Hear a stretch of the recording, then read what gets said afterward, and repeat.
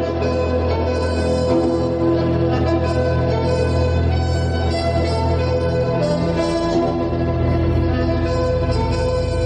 and welcome to Season 3, Episode 7 of Things Fall Apart, our podcast of the Human Restoration Project. My name is Chris McNutt, and I'm a high school digital media instructor from Ohio.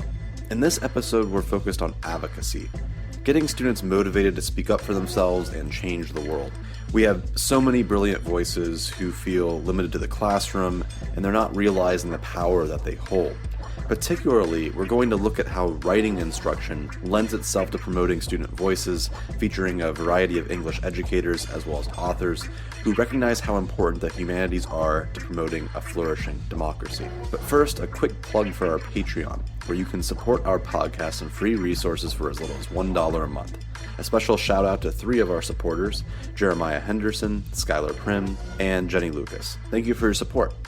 You can find out more information about what the Human Restoration Project is and how we're helping to promote progressive ed through entirely free resources, thoughts, and more on our website at humanrestorationproject.org and on Twitter at HumResPro. Teachers and students remember people To me, it's good to get the truth to walk away from it. Whenever I've attempted to rally my students up, to get them to stand up for what they believe in, I'm really honestly not that successful. Certainly, there's some students who take command and advocate, but most just shrug it off. That's not to say that they don't care. Students overwhelmingly care about the problems that they see in the world. They just don't necessarily think they have the power to change things. There's so much untapped potential in today's youth. An entire generation of young adults who care about tolerance, acceptance, they care about the earth, they care about love. Yet schools rarely, if ever, want their students to engage in political discourse, to fight for what they believe in. It makes sense given how politically volatile the United States is. It isn't an advantageous position to have one's students on the news, for example. However, these issues are core to what students find interesting and important, and seeing that relevance in their work, and most importantly, making the connection that that work is valuable, could literally change the world. Further, our classrooms are places of rank and filing, which frankly is just a reflection of society itself. Our merit-based consumerist lifestyles don't lend themselves to positive, fulfilling lives, and schools are increasingly intertwined with a belief that success is framed by hoarding a lot of money and obtaining the perfect job. With so much focus on purely capitalist gains, it's no wonder that students feel they lack purpose. Plus, our unjust society contributes to most of our on-paper problems in education. For example, a lack of food or safety or just any kind of safety net. For our disadvantaged youth, it means that we'll never really have a human-centered education without making reforms to make equitable communities. If educators aren't demanding political action to help impoverished families, then isn't all of our work just for nothing? Therefore, the question is really twofold that we're attempting to answer. Number one, how can we encourage advocacy in schools amongst our student body, and is that advocacy appropriate? And 2, what is the educator's role in advocating for their students and local communities? Rise Up and Write is a project from the Greater Madison Writing Project. I've been a fellow with the Greater Madison Writing Project since it started in 2011 and came to work full-time for 3 years ago now. At that time, we had been granted a relatively small amount of money to do some work with high school students and advocacy writing. This is Bryn Orum, director of Rise Up and Write, our summer writing program centered around advocacy in Madison, Wisconsin. She used to teach high school English, and further, she co-founded the Clark Street Community School, who our previous guest, Bennett Jester, attends. So we designed Rise Up and Write as a 2-week summer program, and the pilot year, 3 years ago, ran with 15 high school students. Each of them came in with an idea of what they wanted to work on, human rights or social issue. And we worked through a series of mental modeling practices to think really deeply, intersectionally, and then within sort of turning towards writing with an audience focus about what they could ask their peers, their community, and change makers to do. So those are the 3 pieces of writing that they wrote. Across 2 weeks, lots and lots of students got published in letters to the editor in our local papers, A lot of them wrote letters to local officials, influential folks who have something to do with their issue, and got responses. They all made buttons because that's what you need for a good campaign. And it was really incredible. That first summer, I was a summer camp counselor for years. And I think that I thought it would be fun and they would write some stuff. And then towards the end of the second week, we really realized that this had been a very formative experience for them, that they were empowered by the opportunity. And we knew it was a lot bigger than just those 2 weeks. So do you see the future of Rise Up and Write as something meant to be eventually integrated within schools, or is it purely meant to be a summer program? I wouldn't say that the goal of Rise Up and Write is specifically to become a part of the model. That said, I do wish that students had more opportunity to write to authentic audiences, to choose the topics that matter to them and research and know them deeply, and just be able to participate in the conversation that's happening around those issues. I think that young people have tremendous insight and power, and a lot of the work and learning that's done in schools just stays inside the four walls of the schools, and that's just like a significant resource that is underappreciated and is not being tapped into. Rise Up and Write is heavily influenced by a program from the National Writing Project called the College Career and Community Writers Program that supports teachers in helping students write source-based arguments. And that's really rooted in this idea of, in order to know a topic deeply, we have to move beyond a pro and a con. We have to listen to people who disagree with us. And we enter into the conversation to listen and then share what we think about it. And I think that that's in a summer camp kind of way, that's the work that kids are doing at Rise Up and Write. But I think kids should be able to do that and not even just in English classes, but in every school, class that they're a part of. Something that I've struggled with when working with young people is fostering a sense of advocacy. There's a lot of anxiety and depression, especially among adolescents, which breeds apathy. And while I certainly understand that adolescents are going through these issues, and seemingly these issues are worse than ever, it seems like students are less and less inclined to believe that they can change the world. How do you go about promoting that they can be advocates? I think the first thing is really like what I think your work is trying to do is remembering that they are people and that every person has a story and every person has something they care about. And I think we've really taught young people to be apathetic in school. And therefore, it's a long burn to try to sometimes to break through that because we've taught them really well. I think that moving towards a more student-centered approach in education and communicating to young people that I believe in you, I care about you, what you say matters to me. You might have to say that and show that in 37 different ways over 4, 5, 6 years. But I think believing that students can do it is really the first piece. Another piece that I think is really important is work around youth and adult partnerships.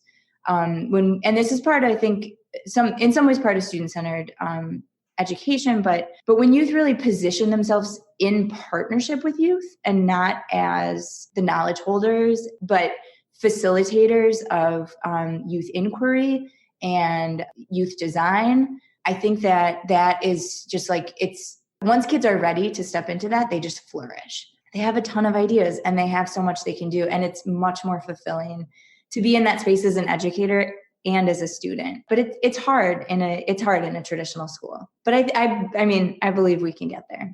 How does Rise Up and Write then create this community that promotes strong writers? So sometimes I think that when we talk about student-centered design, people hear that as letting them do whatever they want to do, just willy-nilly crazy town, right? But I think there's actually really deliberate design choices that we need to make in order to support, adults have a role, right? And we can support their thinking. I really think it doesn't take a lot to make students feel honored and important in a space of learning. Starting with very simple things like asking them what they're interested in and what they know about it. Creating spaces where they can explore that further and share what they know to really crowdsource expertise. I think students students often do and learn a lot of things outside of the classroom that aren't honored.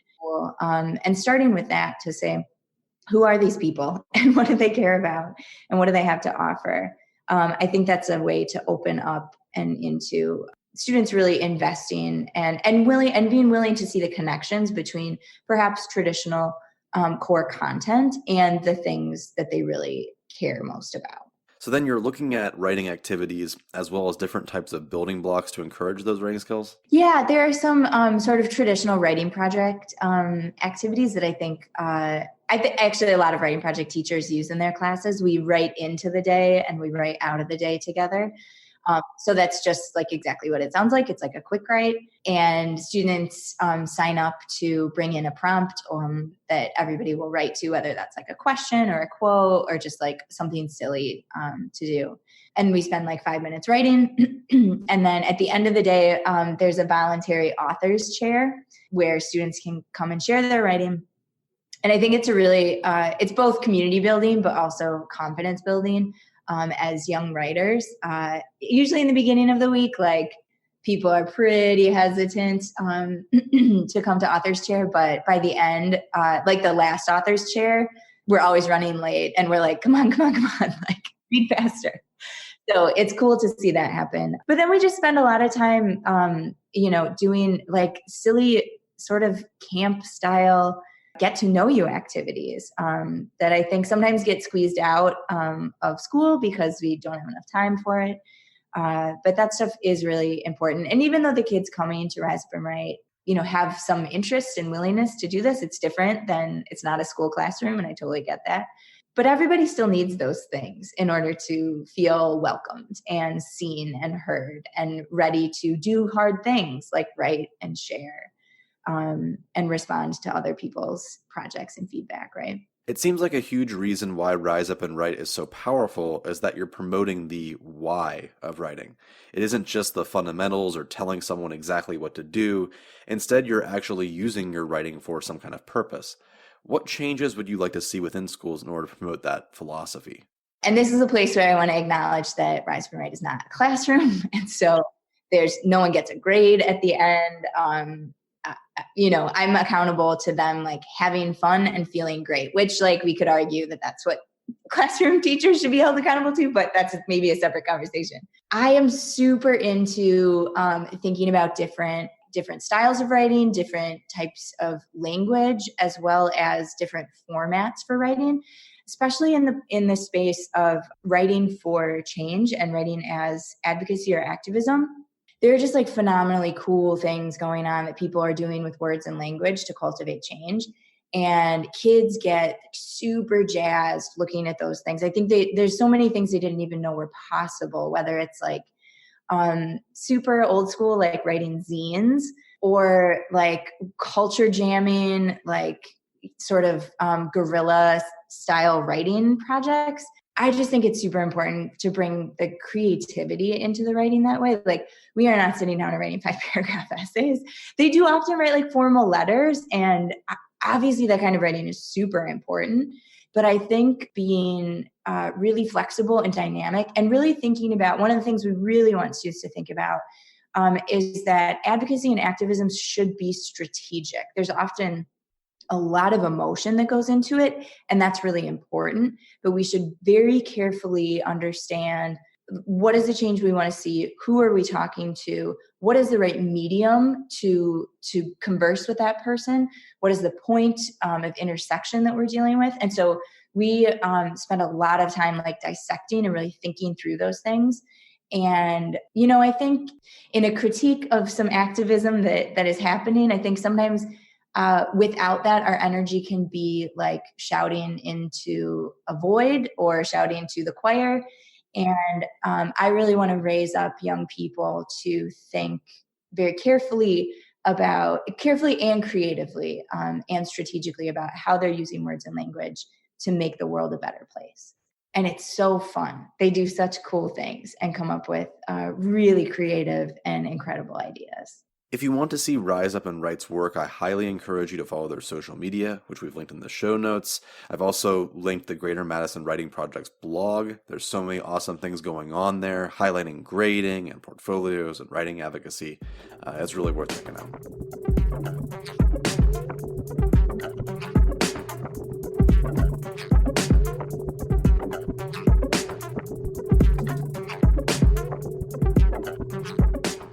I was offered a job in the special ed department, and I got to sit in on a writing class as inclusion. And that's where I kind of fell in love with just teaching writing in general, just writer's notebooks. That's where I learned about them. And so that particular teacher, everything that he did, it kind of showed me, hey, I could do that. And I already like writing, so why not? This is author J.J. Burry, or as her students know her, Jess Houser, who teaches at a small public school in Texas. Jess is an aspiring writer who advocates for the use of writer's notebooks in the classroom. Basically, any kind of notebook that you can throw all of your ideas into, or lack of ideas. You might just want to write about it, nothing, or anything. You can write down random things that you hear, things that you see, words that you encounter every day, ideas that you have as far as fictional ideas or even nonfiction. It's really anything. It's a collection of just your brain. I have a separate journal that I keep as well. So that's more for my daily thoughts and my emotional dump, I guess you could say.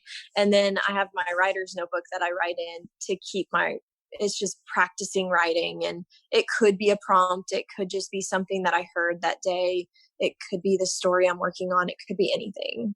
So what's the status then of your personal writing? Working on my first novel. I'm on the third draft and the third round of revisions, which are taking forever. And then I've written several short stories that I have. Most of them are published. Most of the good ones are published on my blog. I've entered a couple into contests and won a couple contests, not for any money or anything, just for bragging rights. And poetry. I write a lot of poetry.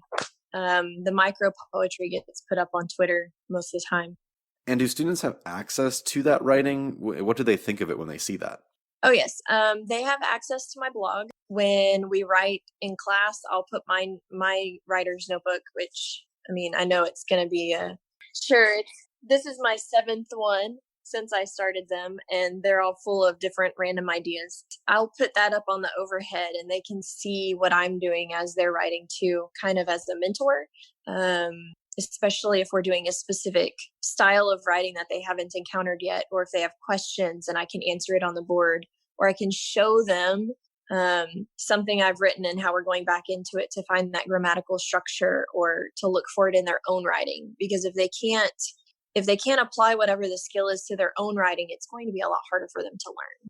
Do you find that it's sort of an inspiration in a way, not to really sound like too cocky or anything, but does the fact that the adult in the room is an active participant in the field, does that make them feel more inspired? I think for some of them it is, but I think it's more inspiring for them to see each other writing and share more with what they're writing personally, because they can't always connect with what an adult is writing.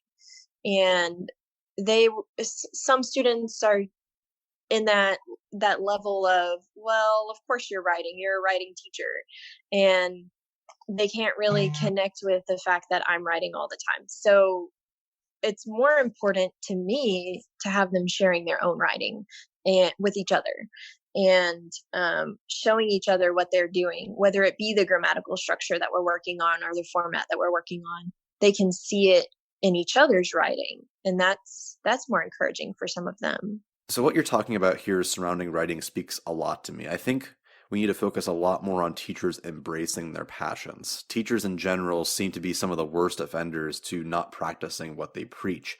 I talk all the time about the importance of taking time for yourself, creating things, embracing your hobbies. But, most of us get wrapped up just teaching. We don't do those things that we tell our students to do. It's important, obviously, that we care about education, but there's a lot to be gained by embracing our other passions. What are your thoughts on this? I think part of it is just sanity. If I didn't have something to do outside of teaching, then I probably would feel that burnout. So yes, writing is what I teach, but it's also, I'm not just writing the stuff that I teach. So I can work on my novel, I can work on my poetry, and I don't have to tie it in any way to teaching. And really it's about, I guess, personal goals. The students, they'll ask me how my novel's going. They'll ask me if I entered any contests or things like that. So it encourages them, because then they can see, hey, we can do that too. We can enter these contests. We can publish on the school blog. We can do these things. So I guess that's tying it back to school too. So it's really hard to disconnect. For sure, that's a great point. I'm wondering then, what kind of struggles then do you then face when it comes to work-life balance? I think my biggest struggle is grading as far as that goes. Writer's notebooks at first were a huge struggle in grading, because they all say don't grade everything. You don't have to read everything. But I really feel like if a student wrote it, I should read it. And it feels personal to them. So it should be personal to me as well, especially if they want my feedback on it. So I've gotten a whole lot better at that since I started writer's notebooks, and the feedback is kind of built in, and it allows them to get feedback as they go through the writing process. They get feedback with a peer, and they get feedback with me as they go through. So then when they're done with their writer's notebooks, when it's time to turn them in, they've already gotten feedback on almost everything that they're turning in. So except for just a few things. And reading just a few things from every student may seem a little overwhelming, but it's not near as bad as reading everything from every student, because I've already done most of it. So that allows me to have time to do my writing, or I also crochet as well. So it allows me time at home, especially with my kids in the evening, because they don't want to see me grading all day.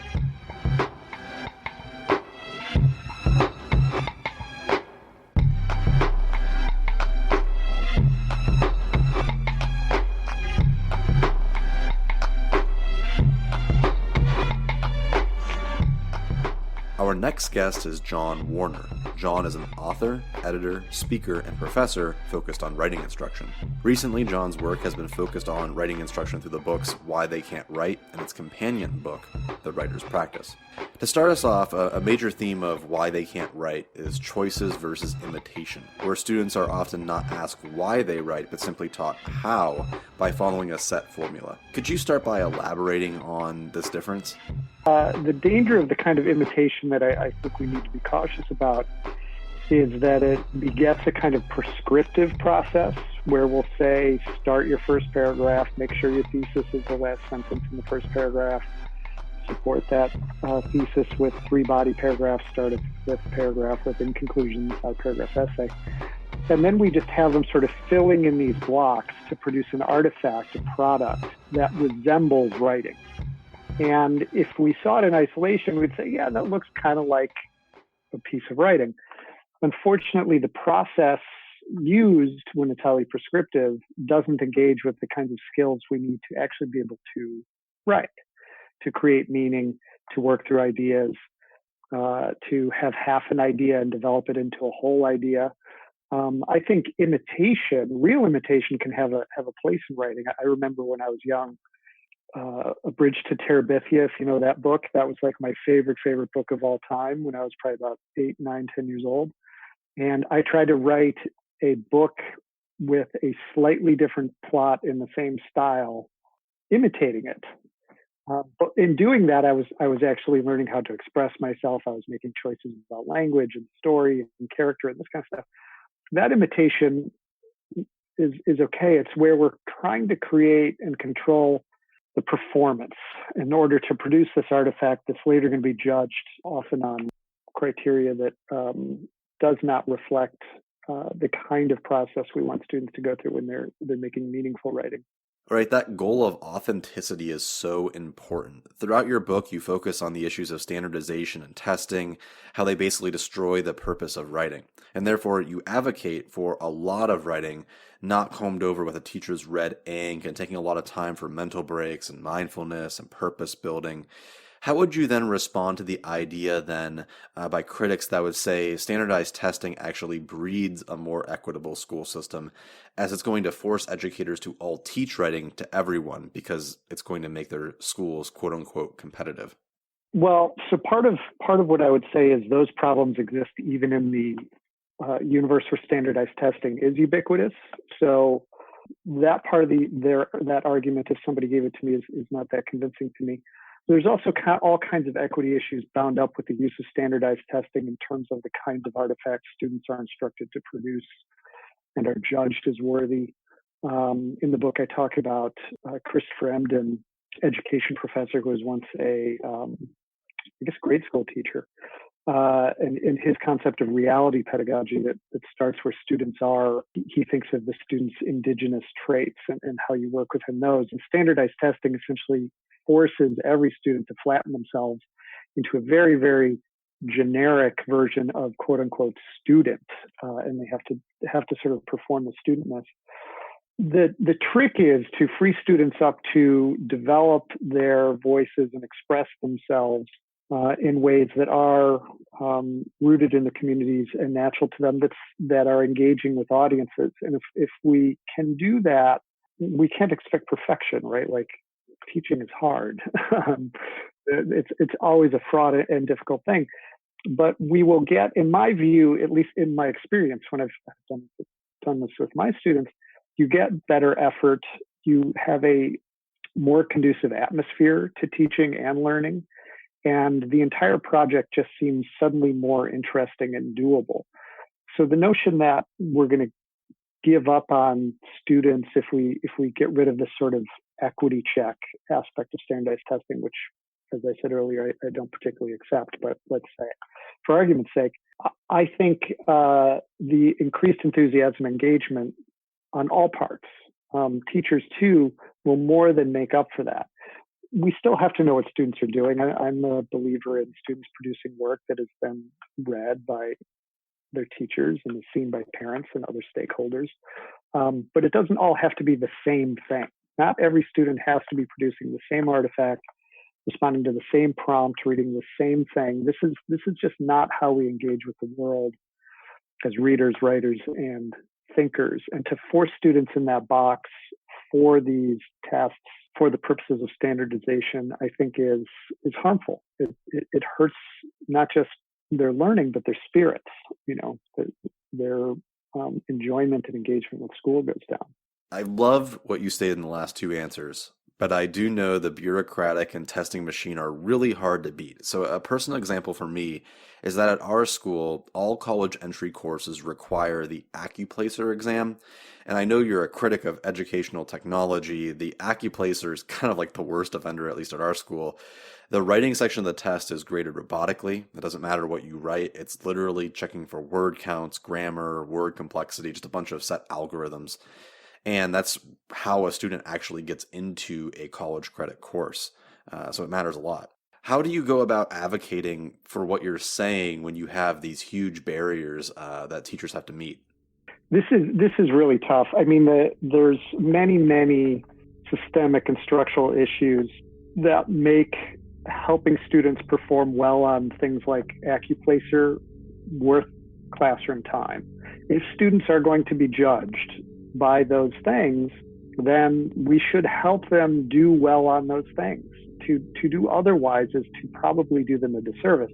So a big part of the book, as you know, since you read it, is me challenging those frameworks, really saying we have to dismantle these things that are distorting the kinds of writing we ask students to do. Algorithmic grading would be maybe at the top of my list if I could be like if I could be the Thanos of education and snap 50% of what's going on into non-existence, algorithmic grading would probably be at the top of my list. That said, even in a world where AccuPlacer is going to continue to exist, my experience, and this is backed up by talking with other teachers of writing, particularly in middle school and high school, is if you can get them building what I call the writer's practice, the skills, attitudes, knowledge, and habits of minds of writers, so they really have a deep understanding of what writers are trying to do.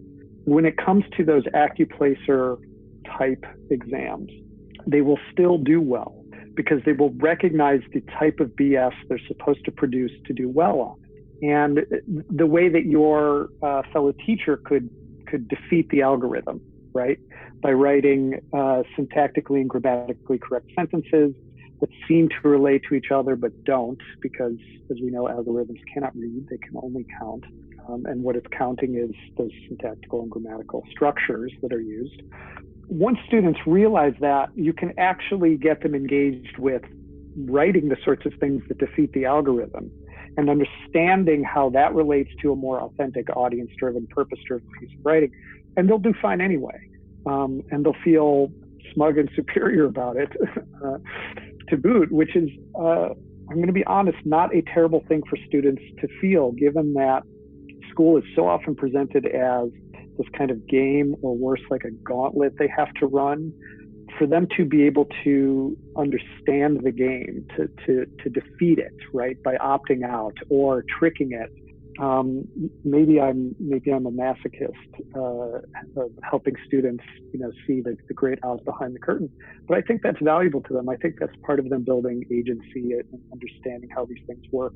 And that maybe you do occasionally have to toe the line of the system that you're expected to perform within, but you don't have to like it. You just have to sometimes do it. And I think they can do well on those things in that context. We don't just have to train them all semester long for that AccuPlacer, because they are going to go to college, right? Where they're going to run into an instructor like me who then tells them you can't do this and expect to do well in college, because we don't have rules like that. So the longer we delay them thinking and behaving as we expect writers to do in the world, we're doing them a disservice. Another question that I have that's sort of in the same issue with standardized testing is how equitable our writing classrooms are. When students come into the classroom who speak English as a second language, or perhaps they're expected to code switch to quote unquote meet the needs of the education system, how do you deal with those situations? Sure. Yeah. I mean, to me, that gets down to the core of all writing, which is the rhetorical situation, right? Message, audience, purpose.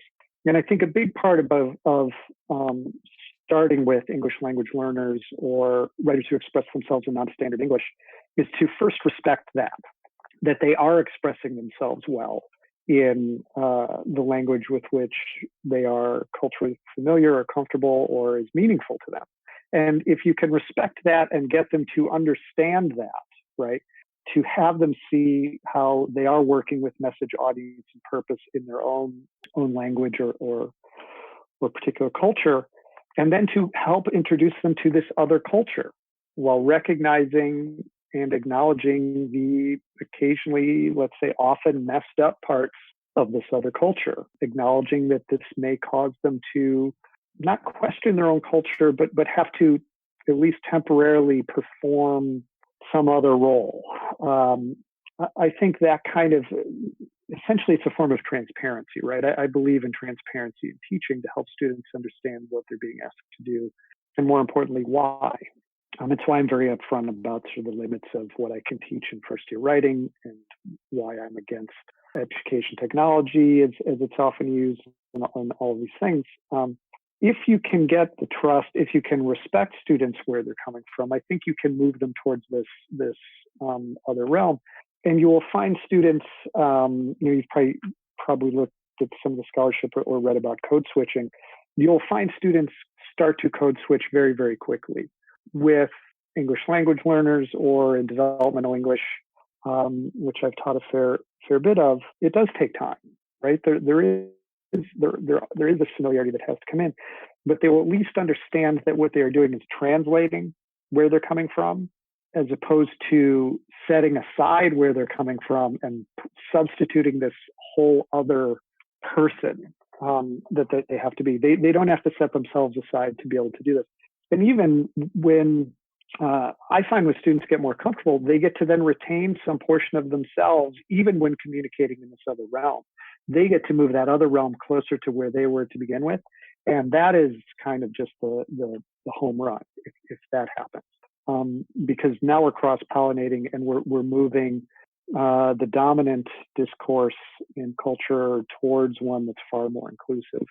My next question then relates to how we can bring all these ideas together. How can we enable teachers to have the time and resources needed to understand what you're talking about and why they can't write, as well as being actually able to implement them in the classroom? Yeah. So one of the things I would say about the book itself is that it is a reflection of my own journey down this path. Right. We're talking about, if we add like teaching as a graduate student, teaching composition, I've taught college 20 years all told. The journey, the sort of active, purposeful journey that's reflected in the book and its companion book, The Writer's Practice, that's 10 or 12 years of thinking and iterating and changing. So I think the first step is to really encourage teachers, whatever grade, whatever level, whatever subject, to do a kind of inventory of their own experience, a kind of reflective process. And what it was for me was I knew that there was a disconnect between what I thought was important and what I valued and what I was doing in class. And a lot of that was rooted in what I call, in the book, what I call teaching folklore. Teaching college, I had the disadvantage of nobody ever telling me anything about teaching. And so I basically started by doing what had been done to me, even though I had not been a good student, even though I did not thrive under those circumstances.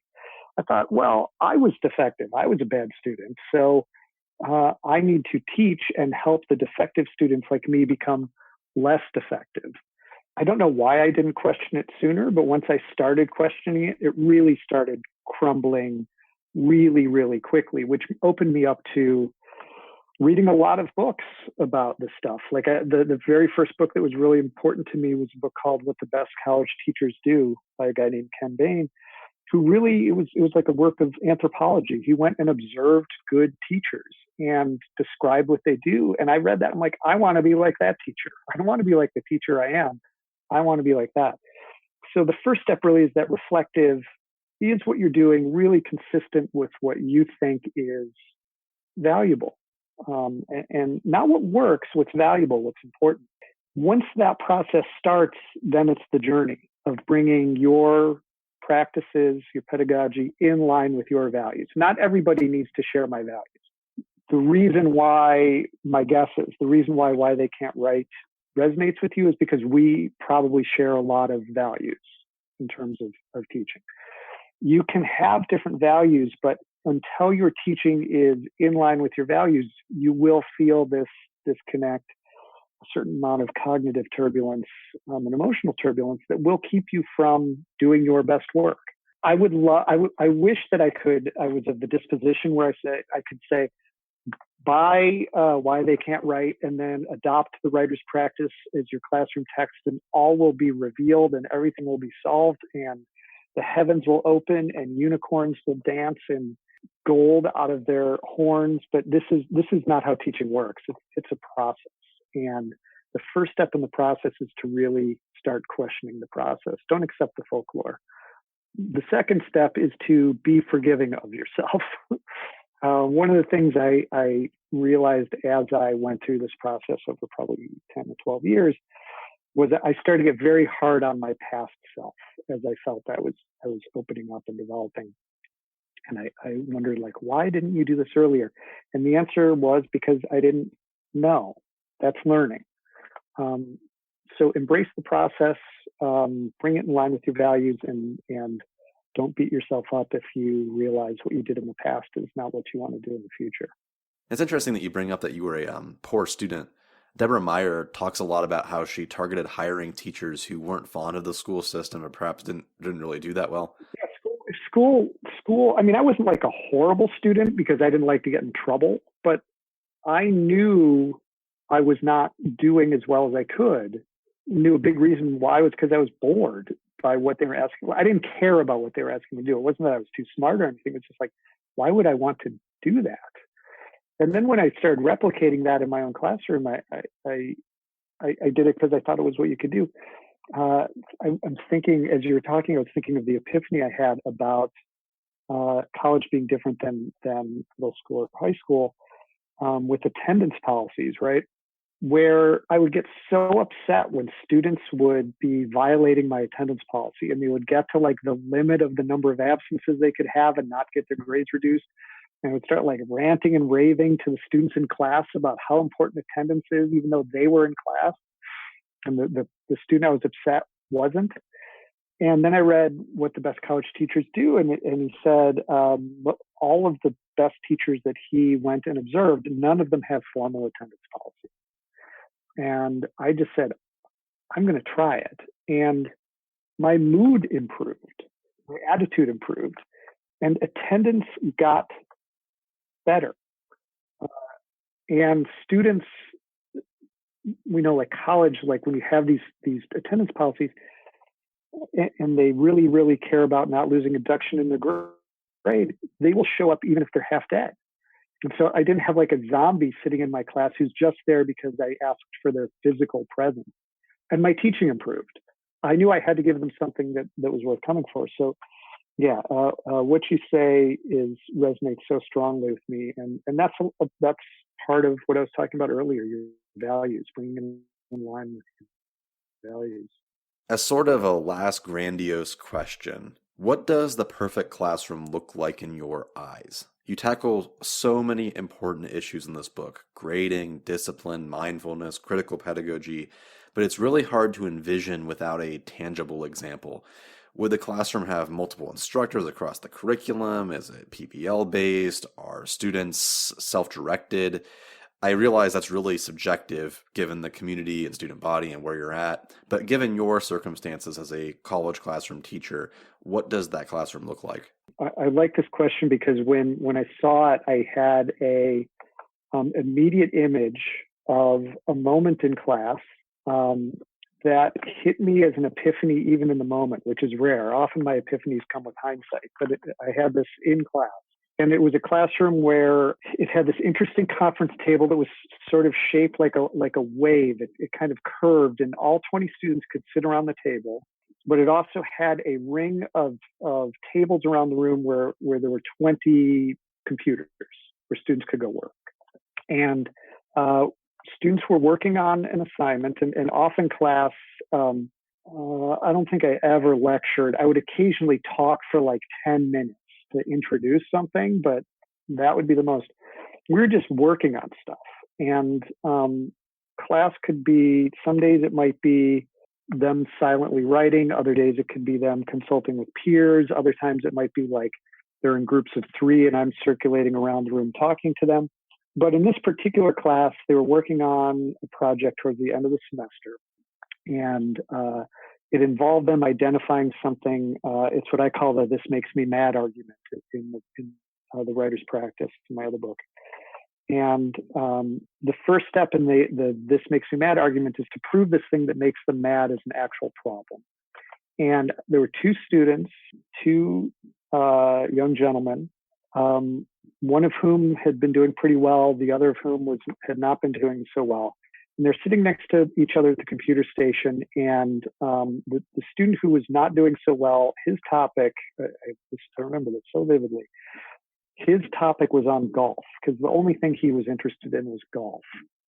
And so he was upset that professional golfers were hitting the ball so far that the courses they played on were no longer difficult. And he had to prove this. And he was compiling statistics. He was trying to do like a graph in Excel that he was going to put in his paper.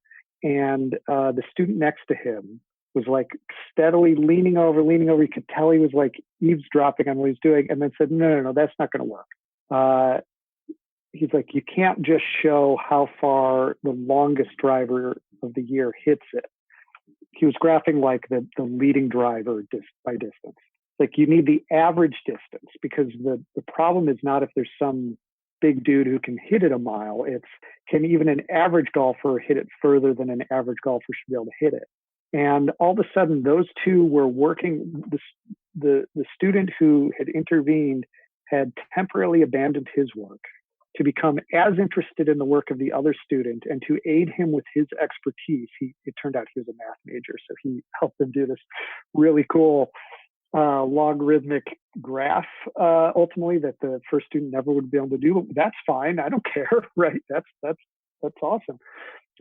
One student intervened to help another using their expertise that was unique and part of themselves to improve this other person's paper. And I'll admit, I in that moment am on the periphery of the room, totally unseen by students, which gave me a moment to have a little tear come to my eye and trickle down, so they didn't know I was getting emotional in the moment. But to me, that's the goal. By the end of the semester, I want to disappear, only to reappear when I'm conjured by the students when they feel they need me. But by and large, and maybe there's like an abracadabra where I show up. But by and large, if I am not necessary to them learning, now I think still at the end I'm necessary to give them the kind of experienced feedback on their process and their product that only a teacher can give them.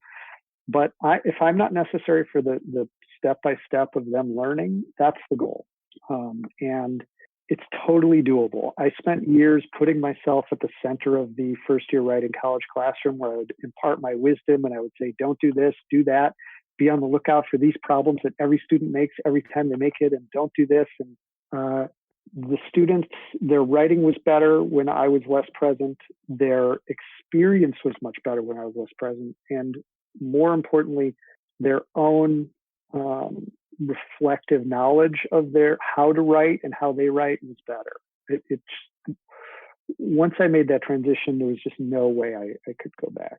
Right. I find it so bizarre that we're basically funneling our most academically advanced students into a place where they're all together to sit down, and then they never talk to each other. Like, why are we developing a system where all of the quite brilliant academic people not coming up with solutions to the world's problems? Yes, this is what I tell students, like, the reason why we have residential colleges is because it used to be hard for people to communicate. And I said, and you have to go to where the people who actually know stuff hang out. And now that's not the case. I could go on and on if my critiques of sort of college approaches to teaching. But if we are going to be face-to-face on a college campus, why would we not take advantage of the unique things we can do when we're in each other's proximity? It blows my mind. Because you're a fair bit younger than I am, and your college experience sounds a lot like my college experience, and that is a problem to me. I highly encourage everyone to check out Why They Can't Write. We have a book review of it on our website. I personally thought it was incredible. It tackles a lot of issues well beyond just writing. It's the system itself that, needs changed. Further, an English instructor would particularly love its companion book, The Writer's Practice, which just gives you a ton of ideas for writers' notebooks and feedback-driven classrooms.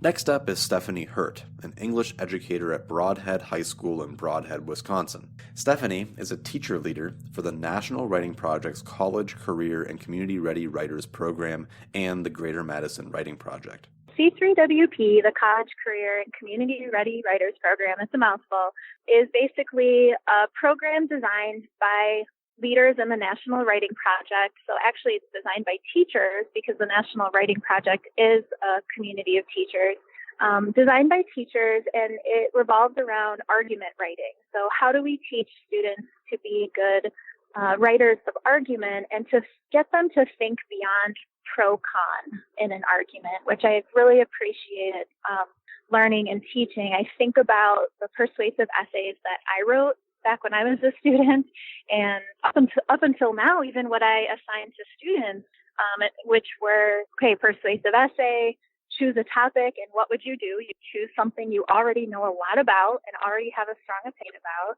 find some evidence, you go and find stuff that already agrees with you, and then write an essay. And basically in that essay, the tone is, I'm right and no one else matters.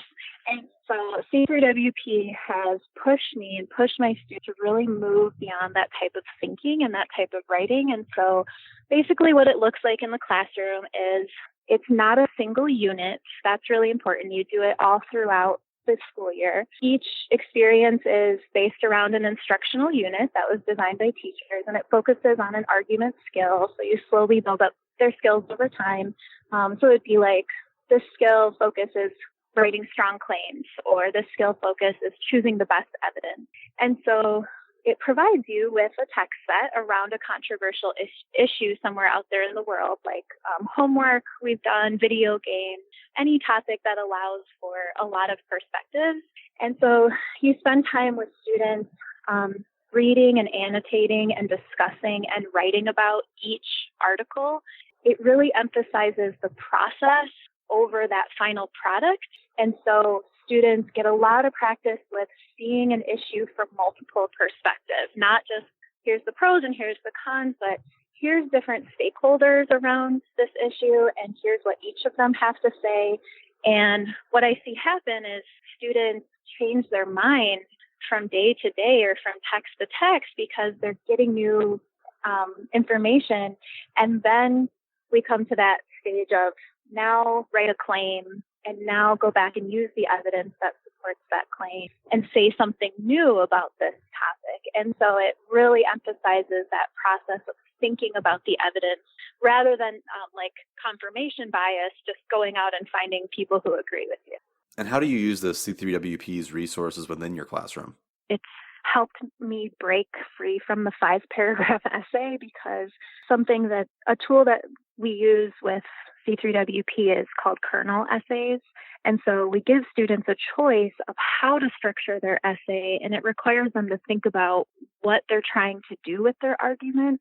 And so for an example, something that would be different from a 5-paragraph essay is a structure that's like, give an overview of the issue. First, I thought this, but then I learned this, and now I think this. And so students have really liked that freedom of structure because it allows them to acknowledge that at first they didn't know much about this topic, or at first they thought something and now they've changed their mind. And, at first they're like, what? We can do that? And it's like, yeah, that's real world writing. That's what people want to hear. I want to hear how something was changed when they were presented with new evidence. You mentioned before that you're a huge advocate for using writer's notebooks, which is something that many guests on this podcast use. What are some benefits of having a student write a lot rather than just having one big paper assessment? My classroom used to be a place where writing assignments were very segmented, like, okay, first quarter we do personal narrative, and second quarter we do argument, and third quarter we do whatever. And now it's being able to layer the argument writing all throughout the year just feels so much more natural. And when kids can come back to it and improve on what they did last time and revisit the same skills, it just makes a lot more sense. So, and then the other important part is that they do a lot more notebook work, I feel like, through this process, because they're constantly writing and thinking rather than, okay, we're going to write an essay and everybody start typing. They've already done a lot of thinking and writing by the time they're ready to write that final. And then I just wanted to share, I think I wrote about it in the form that I filled out. Just my epiphany moment was that you can have a really great program like this that I really believe in it and feel passionate about it. It's changed the way I teach and the way I teach writing, especially. You can have all of that and have the P and have the resources, but unless you give students the opportunity to use it in a real way, it still just kind of feels like traditional school. And I learned that last year when I had taught C3WP all year, and I saw my kids growing as argument writers and saw their skills improving. It was really exciting. And we were around this time last year doing our last cycle of argument, and the topic was driverless vehicles. And they liked that topic. They were pretty engaged with it, and we were wrapping up writing our final essay. And then this girl raised her hand, and no offense, Mrs. Hurt, but all the important topics in the world, and this is what we're learning about. And she was like this very kind and mature voice in the classroom. So she really, yeah. So it was like, someone I took seriously, and it hurt. It really hurt. But it was because she was right. I had built them up all year as argument writers and talked about, this is what democracy is. This is what you need to be able to do to use your voice out in the real world. And then I hadn't given them any opportunity to actually do it. We had just practiced and practiced. And so that was the moment where I was like, yeah, she's right. I need to open it up a little bit. And so that's what I did this year. We just wrapped up with it. We built skills all year, but then this last cycle, they chose their own issue. They built their own text set, and they had to include multiple perspectives and try to consider all of those. And then they came to a claim and wrote an evidence-based piece. And then we took it a step further by we turned our essays into letters and then sent them out into the world. So I had kids send letters to the editor of our local newspapers. One student got hers published so far, so that was really exciting. Some kids sent them to legislators, to the White House, to just more locally to like our principal and superintendent. So they had to send it out to an audience. And so that was a really powerful experience, because then they went full circle with it. They used their voice to ask for change, and that is the whole point of the work. And how do you go about making all this more purposeful rather than just simply, for the refrigerator, if you will? I think that this experience of writing the evidence-based essay, which was part of the work that I needed for them as a final assessment of all the work we've done, but then taking that and reshaping it into a letter that has that quality of using a public voice, which isn't really how their essays usually sound. It's very much written like to nobody or to a teacher, and it's kind of toneless. And so this experience of translating the evidence-based argument but into a letter that had emotion behind it was really difficult and rewarding, and it's something I'd like to spend some more time working on with them. For example, I had a student who chose his issue of, he wanted his issue to be physical fitness standards for police officers. And I was like, okay, that's kind of a cool issue. And so as I monitored his progress, he chose some good articles, and it seemed like but then his final essay was very like, cops like donuts, and he was trying to make all these weird points about that stereotype of cops liking donuts. And so I made him change some things so that it would be more evidence-based and more appropriate. But then when it came time to send that out as a letter, he wanted to send it to the commissioner of the NYPD. And I was like, okay, well, maybe we should send it to someone more local, like our local police department. He didn't want to do that. He wanted to send it to this guy. So we looked up this guy, looked at his picture, and it's this older, white, intimidating-looking man. And I just watched that student's face change because he realized there was no way he could send this man this essay that he had written, which was pretty disrespectful in tone. And so he rewrote it. He was one of the only students who actually rewrote everything so that the tone and the public voice was more appropriate for the audience that he had chosen. And so it came across much more respectful, and I think cops should have very high physical fitness standards so that they can do the job to the best of their ability. So it was really interesting watching him process the idea of a real audience.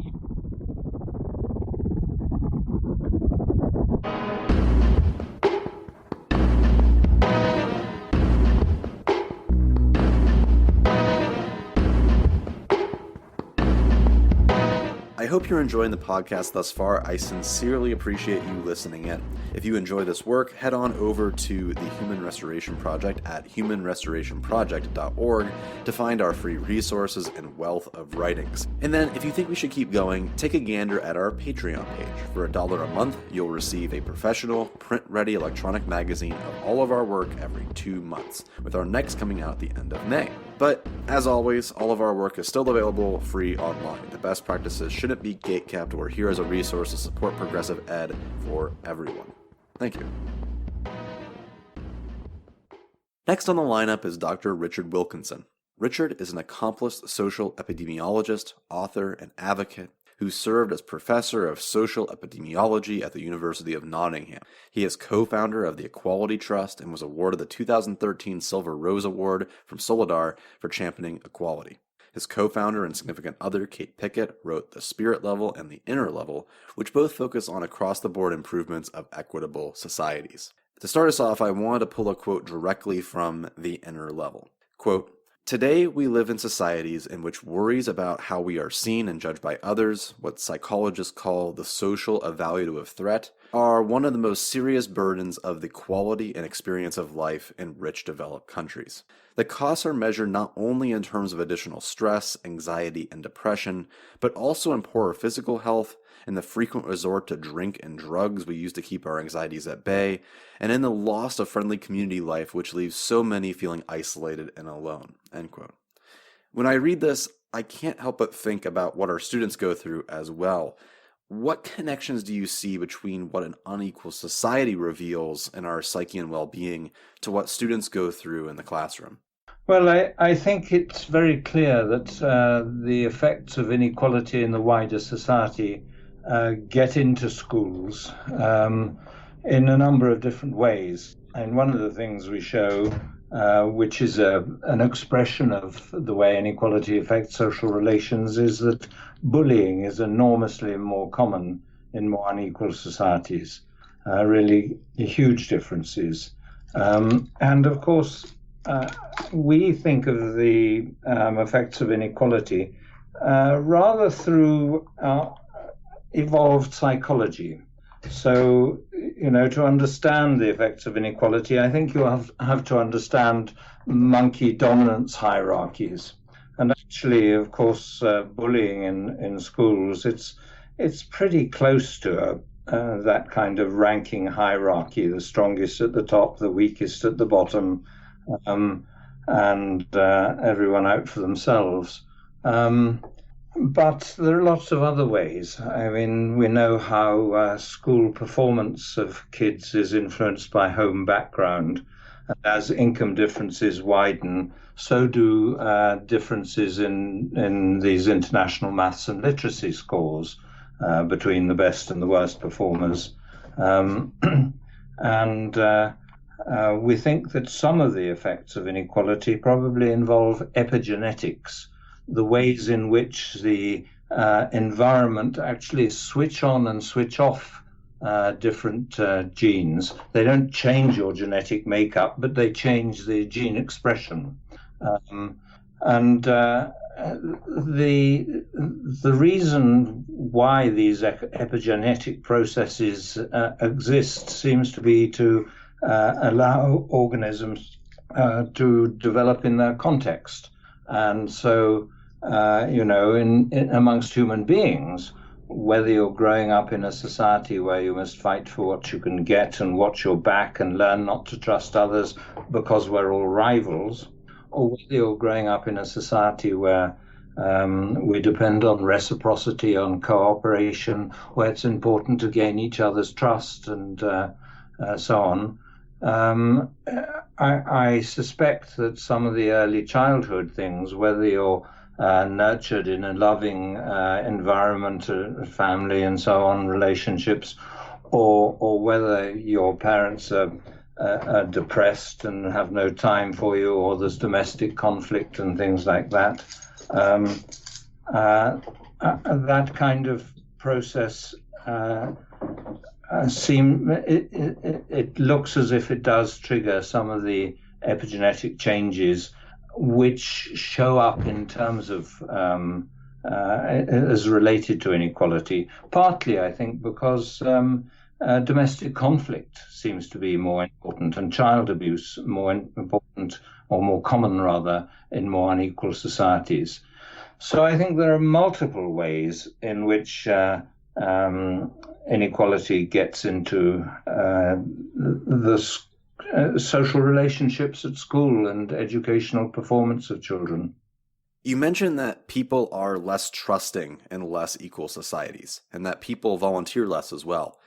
Do you believe that there is a loss of altruism due to the neoliberal influence on our education system? and just in our greater culture as well, as in students being pushed towards this individualistic job narrative. They're kind of almost conditioned to care about their own outcomes first in a way. Well, I think that it does lead to defining success and failure in life in very narrow terms. If you say somebody did well, you mean he moved up the social hierarchy, he became rich, this kind of stuff. You don't mean that he became an amazing artist but lived in poverty despite that. So I think that,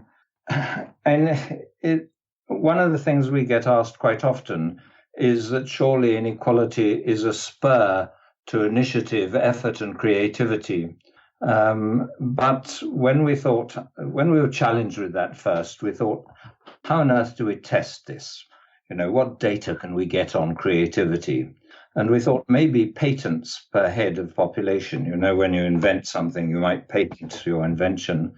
And we looked at that data and we saw that actually there were marginally more patents per head of population in more equal countries. They do a bit better. But since our analysis, somebody else has done a much better analysis, many more countries, and he shows a much stronger relationship, the same tendency for more equal countries, by that measure to be more creative, more inventive. And it's odd, if you look at, things like social mobility, you see there's lower social mobility in more unequal countries. And more kids dropping out of high school in the United States, which we showed in our spirit level book. And so our view is that greater inequality means you waste more of your talent. It doesn't lead to higher performance. And in these international maths and literacy tests, more unequal countries do less well. So maybe when people think of inequality as a spur to initiative and effort, actually, I think increasingly that it's a spur to overcome the barriers that inequality itself puts in your way. So inequality puts in all these hurdles and so on, obstacles in your path. And because you see people trying to get over them, sometimes successfully, sometimes failing, you think that it's a spur to effort. In fact, it's an obstacle. And I wanted to pull this quote out as well. Quote, "And when we feel looked down upon by others and we start to feel worthless, incompetent, and rejected, drugs, alcohol, immersion in fantasy worlds of video games and television, comfort food, retail therapy, or the possibility of a big win become more alluring and draw so many of us in. We are endlessly tempted with products which promise to create for us the identities we desire, with activities and purchases that provide short-term fixes for our chronic stress and anxieties, but nothing more." End quote. With student self-harm, anxiety, depression, and suicide rates rising, I can't help but feel that the system of education is at least partially responsible for these problems. And vice versa, education tends to blame these problems for issues within education. Is there any way that classrooms could help lend themselves to creating a more fair and equal society? It seems like modeling a fair and equal classroom seems like a place to start. Well, I do think that, in a sense, inequality is about whether people feel valued or not. And if you like, the income differences are the big, crude dimension of how much people are valued. And a feeling, people at the bottom are worthless. But it increases that idea that some people are worth so much more than others. And I think that means we judge each other by social status and wealth. We use external wealth as an indication of internal or personal worth. And that because we do that, we're afraid of other people judging us in the same way. So that leads to more of these social anxieties, more of these fears about how we're seen and judged. And so what I think teachers can do is to try and create if you like, a mini social environment in the school where everyone feels valued.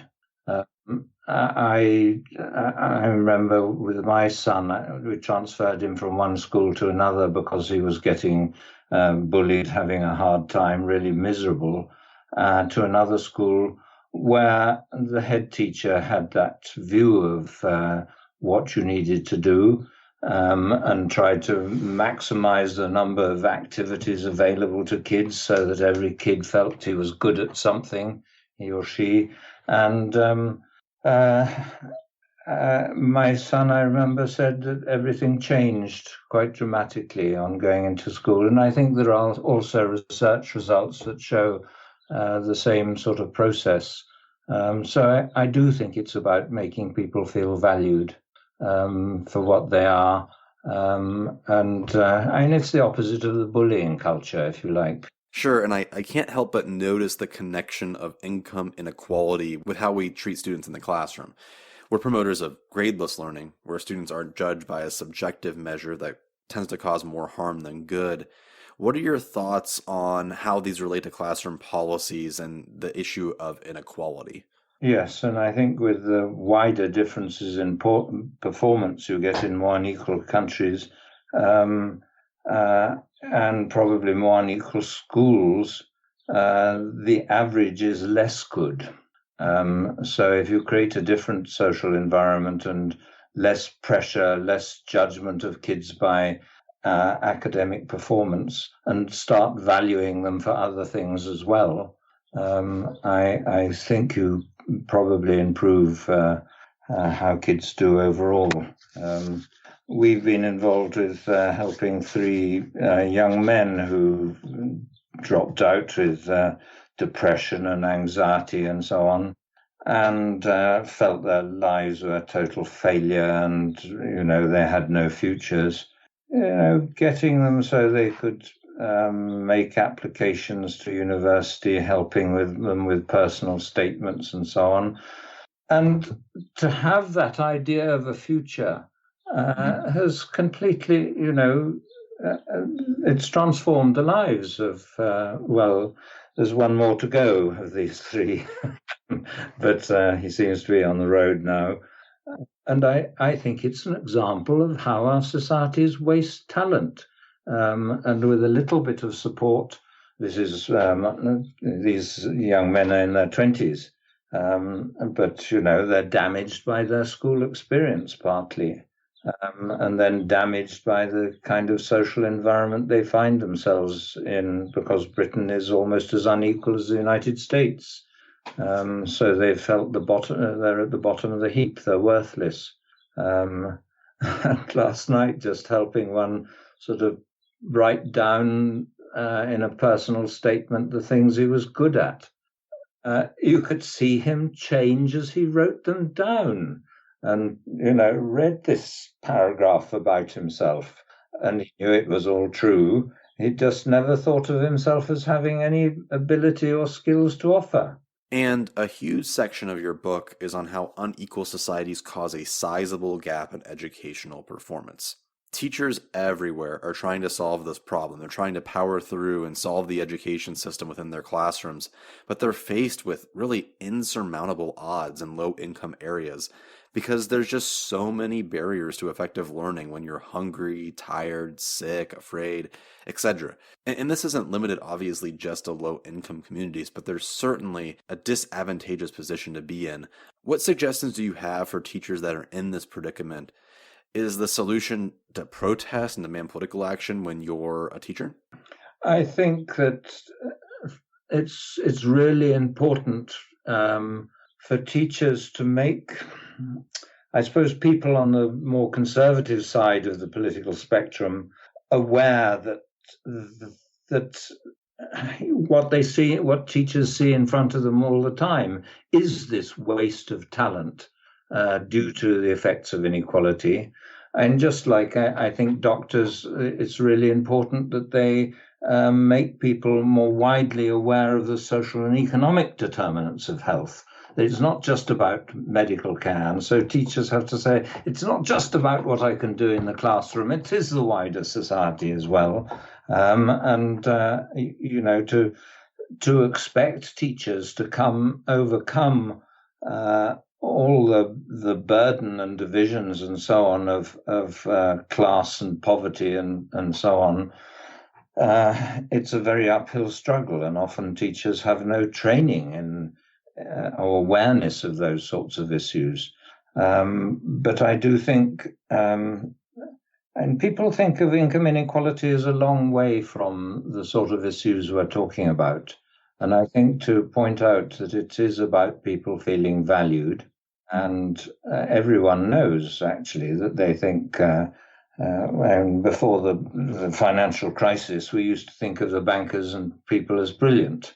But we still do tend to think that someone's social status is a measure of their worth. And there's now very good evidence in societies, both rich and poor societies, that simply being at the bottom of the social ladder in your society, your own society, makes you feel worthless and a failure, makes you feel looked down on, devalued, makes you ashamed of yourself. There's some international work interviewing people in poverty, and whether they're in poverty in India or Pakistan, where poverty means living in some earth-floored shack without any sewerage, or whether they're in poverty in Norway, which means living in a 3-bedroom centrally heated house with most of the latest electronics. There's that same feeling of having failed, of being hopeless, of being devalued, of being looked down on, disrespected. And of course, that's the link between inequality and violence. It's so well established now. Many, many studies around the world show that homicide rates are much more common where there's more inequality. And it's because people are feeling disrespected, looked down on. It's those things that are the trigger to violence. There's one way I can make you respect me if there's no other way. Of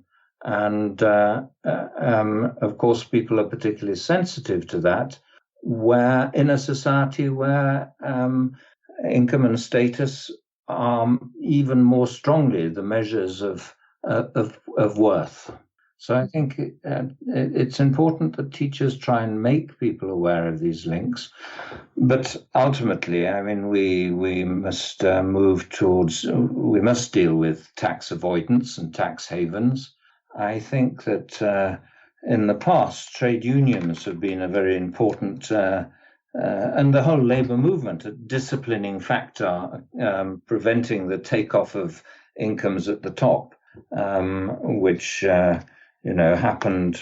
The unions were weakened from the Reagan and Thatcher era, around about 1980 onwards, and it's then that top incomes could take off unopposed. But I think we need now to move towards forms of economic democracy, extending democracy into the workplace, into the economy. And about half the member countries of the European Union have some legislation for employee representation on company boards. It's weak in some countries, it's strong in others.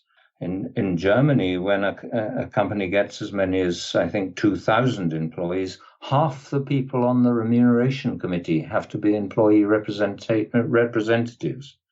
And the evaluations of more democratic models of company management suggest that it's good for productivity, and it certainly creates a nicer working environment where people are less likely to feel they're just being used. So I think that, and it's an enormous job to make the links from the personal experience of teachers trying to help individual kids to these great big societal issues. And the other thing, of course, is that greater equality is essential to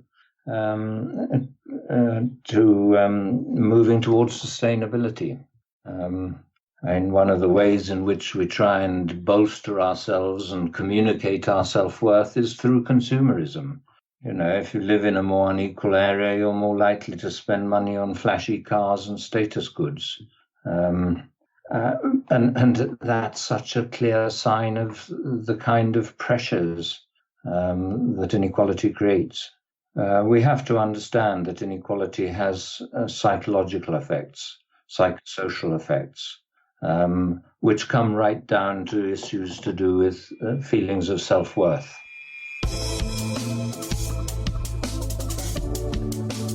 Thank you again for listening to Things Fall Apart from the Human Restoration Project. I hope this conversation leaves you inspired and ready to push the progressive envelope of education.